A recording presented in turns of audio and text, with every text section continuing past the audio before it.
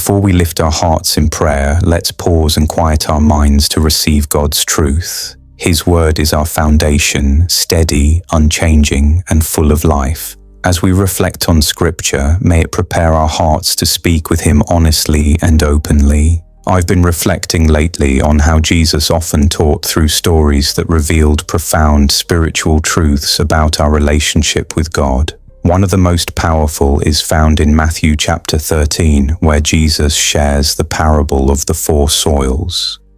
In this teaching, Jesus describes a farmer spreading seeds across his land. What's remarkable is how the same seed, God's Word, produces vastly different results depending entirely on where it falls. Some seed fell along the path where the ground was hard and compact from countless footsteps. The seed couldn't penetrate this hardened surface, so it remained exposed. Soon birds came and quickly devoured it, leaving no trace behind. This represents those moments when God's word reaches our ears but never truly enters our hearts. Perhaps we're distracted during worship, scrolling through our phones while a scripture is being read, or our minds are preoccupied with yesterday's hurts or tomorrow's worries. The enemy is vigilant, eagerly waiting to snatch away truth before it can take root within us. Other seed fell on rocky ground, where a thin layer of soil covered hard bedrock beneath. Initially, these seeds sprouted with promising growth. There was visible life, even excitement. But because the roots couldn't push deeper than the shallow topsoil, these plants quickly withered under the heat of the sun. This represents those of us who receive God's word with initial enthusiasm. We feel moved during a sermon, lifted during worship, or inspired by a devotional. Yet when difficulties arise, criticism from colleagues, family tensions, financial pressures, our faith falters because it lacks depth. We haven't allowed God's truth to penetrate the bedrock of our character and identity. Then there was seed that fell among thorns. These seeds also began to grow, but they had competition. Thorns and thistles grew alongside them, gradually crowding them out, stealing nutrients, blocking sunlight, until eventually the good plants were choked and became unproductive.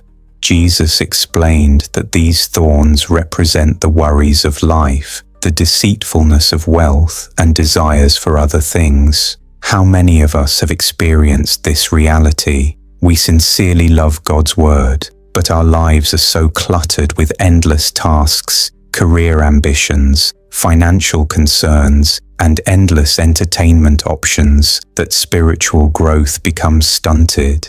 We're too busy to pray, too tired to serve, too distracted to listen. But there was also good soil, rich, deep, well-tended ground that received the seed gladly. Here, the plants thrived, growing strong and eventually producing an abundant harvest, 30, 60, even 100 times what was planted. This represents hearts that are receptive, humble, and prepared. These individuals don't just hear God's word, they cherish it, ponder it, apply it, and allow it to transform their thinking and behavior. And the result is unmistakable fruitfulness, love, joy, peace, patience, kindness, goodness, faithfulness, gentleness, and self-control, flowing naturally from their lives. What makes this parable so compelling is that Jesus wasn't discussing different types of people, but different conditions of the human heart. The same person can exhibit all 4 soil types at various moments. Last Sunday, you might have been good soil, receiving God's word with eagerness. But yesterday, perhaps your heart was like the path, hardened by disappointment or distraction. Today, your heart might be thorny ground, with anxieties about work choking out spiritual awareness. The encouraging truth is that soil conditions can change. Hard paths can be broken up, rocks can be removed, thorns can be uprooted. In Ezekiel chapter 36 verse 26, God promises, "I will give you a new heart and put a new spirit in you. I will remove from you your heart of stone and give you a heart of flesh." God is the master gardener who can transform any soil condition into fertile ground for spiritual growth. So, how do we cultivate good soil? First, we must regularly break up the hardened places through honest self-examination and repentance. When we notice ourselves becoming spiritually numb or indifferent, that's a warning sign of hardening soil. Second, we remove the rocks, those shallow belief systems and misconceptions that prevent deeper spiritual roots. This requires studying Scripture not just for inspiration, but for transformation, allowing its truths to challenge our assumptions. Third, we must diligently pull out the thorns of anxiety, materialism, and harmful desires through intentional simplicity and trust in God's provision. In Proverbs chapter 4 verse 23, Solomon wisely instructs, "Above all else, guard your heart, for everything you do flows from it." Our heart's condition determines the trajectory of our entire life. When we prioritize maintaining receptive hearts, we position ourselves to experience the full, abundant life Jesus promised. Let me ask you today, which soil best represents your heart right now? Are you allowing God's word to penetrate deeply, or has it remained on the surface? Are worries and distractions crowding out spiritual growth? God invites us to honest assessment, not to condemn us, but to restore and renew us. As we prepare to pray, remember that prayer itself is both a soil test and a soil treatment. Through sincere conversation with God, we discover the true condition of our hearts while simultaneously receiving the grace to transform them. Let's approach our loving Father now with openness and trust. Heavenly Father, I come before you now with gratitude for your patience and persistence. Like the farmer in Jesus' parable, you continue sowing truth into my life day after day, season after season, never giving up on the potential harvest that lies within me. Thank you for your steadfast love that remains unchanged even when my heart fluctuates between receptivity and resistance. Lord, I confess that too often my heart resembles the hardened path. I've allowed disappointments, routines, and spiritual complacency to create a barrier against your word. The truth bounces off rather than sinking in. Forgive me for the times I've heard your voice but failed to truly listen, when I've read scripture out of duty rather than desire, or sat through teachings without allowing them to challenge me. As it says in Hebrews chapter 3 verse 15, "Today, if you hear his voice, do not harden your hearts. Please soften the compacted places in my soul. Break up the ground that has become impenetrable, and make me receptive once again to your gentle whispers."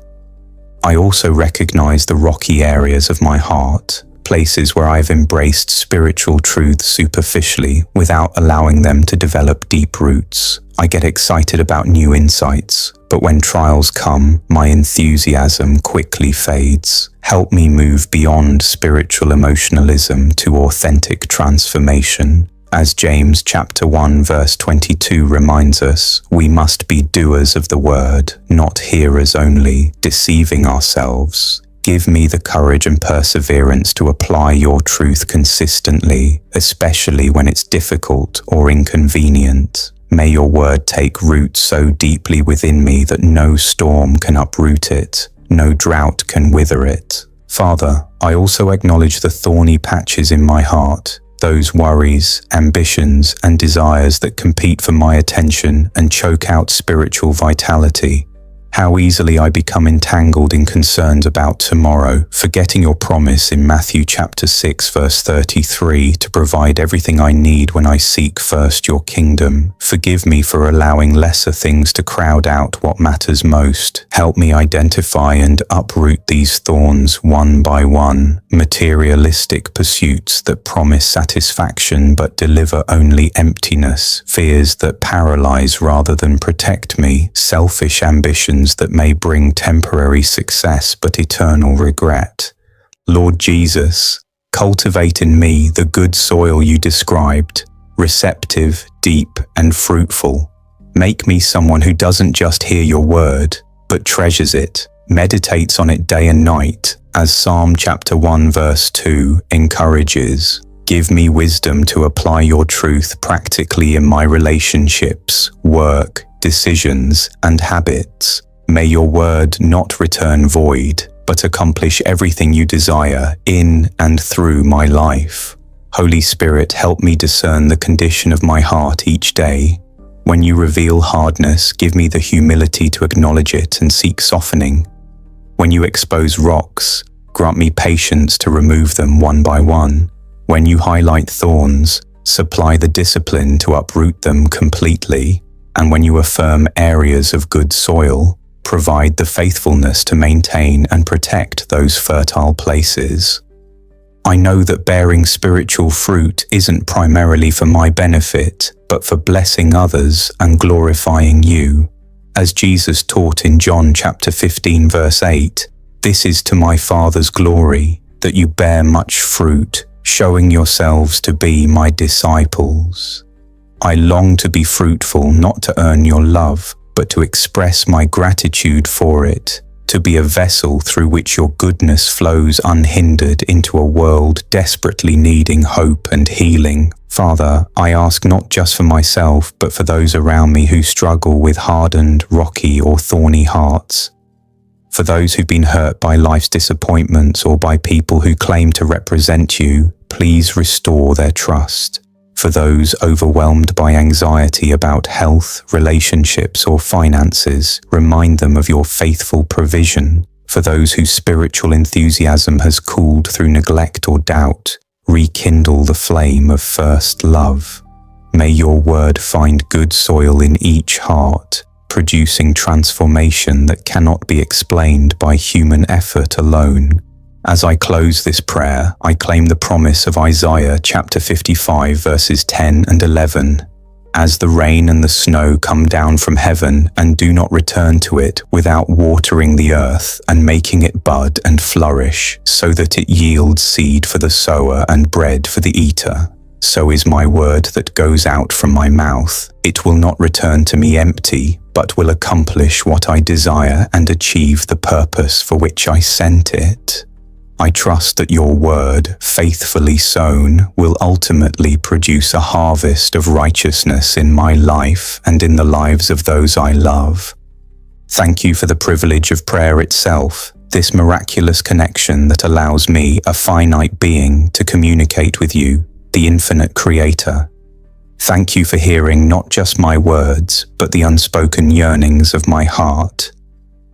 May every aspect of my life become good soil for your truth, producing a harvest that brings joy to your heart and draws others toward your unfailing love. In the precious name of Jesus I pray. Amen. May every word of this prayer become a living blessing over your life in Jesus' mighty name.